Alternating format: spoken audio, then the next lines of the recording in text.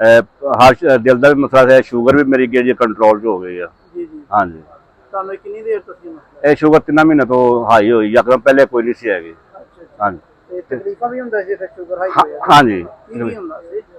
दर्दां होंदियां शुरू लत्तां दे विच पैरां दे विच, हुण लेकिन कोई नहीं घट गई। हाँ जी, नींदर भी नहीं सी, हुण नींदर भी आउण लग पई। ਨੀਂਦਰ ਵੀ ਆਉਣ ਲੱਗ ਪਈ? हाँ जी, ਤੇ ਇਹ ਕੋਈ ਗੋਲੀ ਵਗੈਰਾ ਖਾ ਰਹੇ ਸੀ, ਇੰਸੂਲਿਨ ਲਾ ਰਹੇ इंसुलिन ला रहे हैं। ਸੀ? ਲਾ ਰਹੇ ਹੋ ਕਿ हाँ, ਛੱਡਤੀ? छड्ड ते हैं। ਛੱਡ ਦਿੱਤੀ हाँ जी, ਮਾਸ਼ਾਅੱਲਾ। हाँ ਤੇ जी, ਛੱਡਣ ਦੇ ਨਾਲ ਮਸਲਾ ਤਾਂ ਨਹੀਂ ਕੋਈ नहीं हाले कोई नहीं। ਸਕੂਨ ਹੈ? सुकून। ਤੇ ਤੁਹਾਨੂੰ ਦਰੂਦ ਮਹੱਲਾ ਇੱਥੇ ਦਾ ਕਿਸ ਤਰ੍ਹਾਂ हाँ, ਪਤਾ ਚੱਲਿਆ?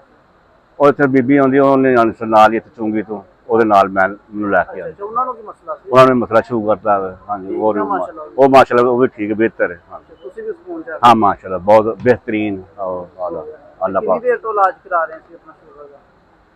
शुगर की पहले नहीं से होना शुरू हुई, दो अपना कोई हफ्ते तो पहले 2-3 हफ्ते हो गए उधर ਅੱਛਾ ਅੱਛਾ। ਜ਼ਿਆਦਾ ਦੇਰ ਨਹੀਂ ਹੋਈ ਹੈ? ज़्यादा। ਕੋਈ ਡਾਕਟਰ ਕੋਲ ਗਏ, ਕੋਈ ਇਲਾਜ ਵਗੈਰਾ ਵੀ ਉਹਨੇ ਦੱਸਿਆ ਸੀ? हाँ जी, ਠੀਕ ਹੈ ਉਹਨੇ। इंसुलिन ला रहा है, उनका बेहतर हो जाएगा, लेकिन इतने भी असं आने भाभी जी उन्होंने भी आ रहे हैं ਤਕਲੀਫਾਂ ਖਤਮ ਹੋ तकलीफ। ਗਈਆਂ। ਆਪਣਾ ਮੋਬਾਈਲ ਨੰਬਰ ਦੱਸੋਗੇ?